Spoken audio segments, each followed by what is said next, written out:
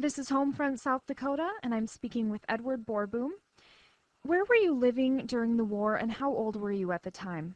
I was 24 when I went. I volunteered immediate induction in 1944 in the Navy. I was farming, and I was drafted one time, and then they was ready to get on the bus, and they told me that I had to stay off. I had to farm some more, so that I wanted to get into the service and help with the war. So we volunteered for immediate induction. Then yes. Where were you located overseas? Uh, well, this was my first ship that I was on when we got torpedoed. We was only about 800 miles or 1,000 miles between Hawaii and San Francisco. That was my first ship that I got on. Yeah. Can you tell me a little bit about that experience? Well, yes, it was on a Sunday morning, and I got off a watch, and I took my shower, and yes, and then I went to work, and I was laying in my bunk when the torpedo hit, and the water came right into our room before I could get out of. I was kind of pinned. I was on the bottom bunk, and I was kind of pinned underneath it, so I had quite a job to get out. Put on my life jacket and went out on deck.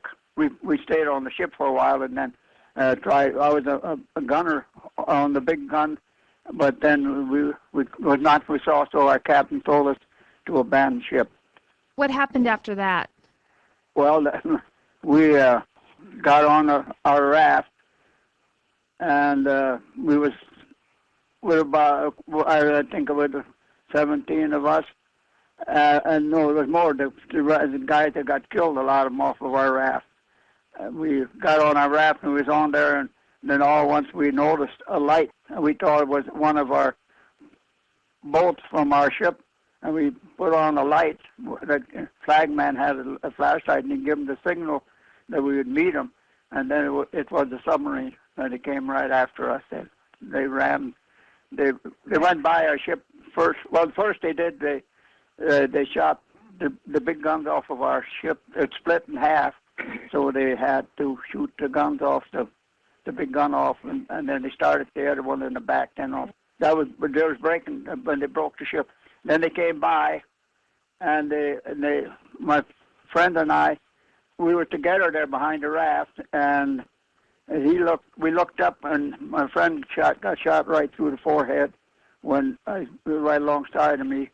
And then they came back again, and they rammed our raft, and then they made another turn and came back, and the machine gunned one of the airboats too, and then they came back the third time. They rammed our raft, and I was going underneath it, and then I was going to the ship, to the submarine, and then I put my foot up, I kicked the submarine to get away from the submarine, and the friend, a guy of mine, one of the Navy boys, he was right next to me, but he didn't push himself away for the submarine. He went through the screws of the submarine, and then he was seeing him floating around in the morning then.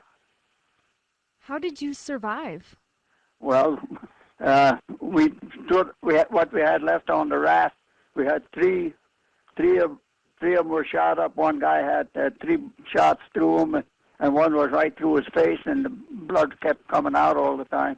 And that draw the sharks to our raft a lot. They come and they try and hit us off the raft. We didn't have much to stand on no more because it was all broke up. So what was going through your mind at that time? Were you afraid that you wouldn't make it? I was more than afraid. Then the third, when they came back, we were standing there. We said we were going to give up, and then the plane came over, and just at the same time, about 800 tons of bombs went off. They exploded. Then it was 150 ton of bombs. Yeah, it was on the half past of the back part of our ship where the bombs were, and that drew the attention to the plane that was going over. Then they came back and kind of let us know that they knew we were out there. But the oil was very cold yet, but all I had on was my life jacket and a pair of jeans, and it was getting pretty cold, but I think the layer of oil kind of helped to keep us warm and made me awful sick. I did an awful lot of vomiting. The oil that we was in awful rough water too. It took off one of the rats off of the ship before that Sunday forenoon, so that we didn't have much to go on with. It was such a wild water there. Yeah, I never figured we'd make it. I was glad I did send my folks a picture of me. I was sure glad I'd done that because we thought we never would make it. Well, we were going to give up. Yeah, none of us were going to get off of a piece of raft we was on. What was the name of the ship that you were on that got torpedoed? John A. Johnson. He was the governor of Minnesota at one time. I don't know what year it was. He was named after Minnesota.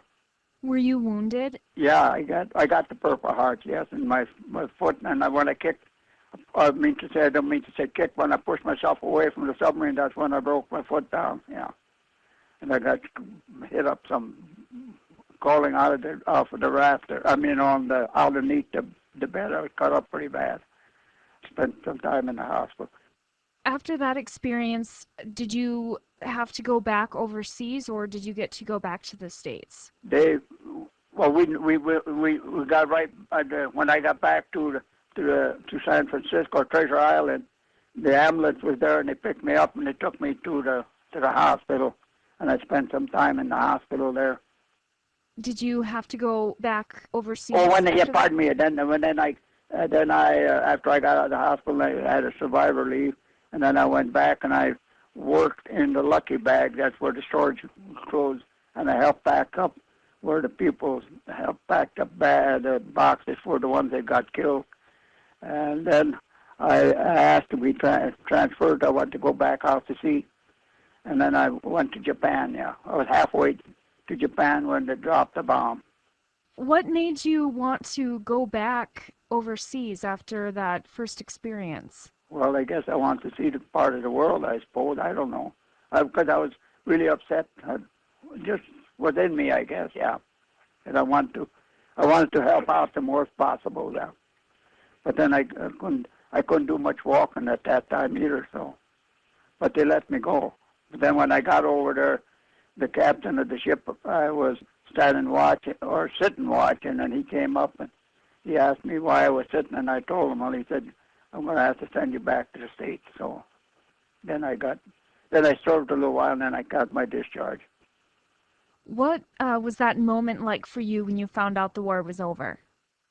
Oh, we really had a good time. We didn't have nothing to drink or nothing, but we've all kind of hollered and whistled and stuff like that.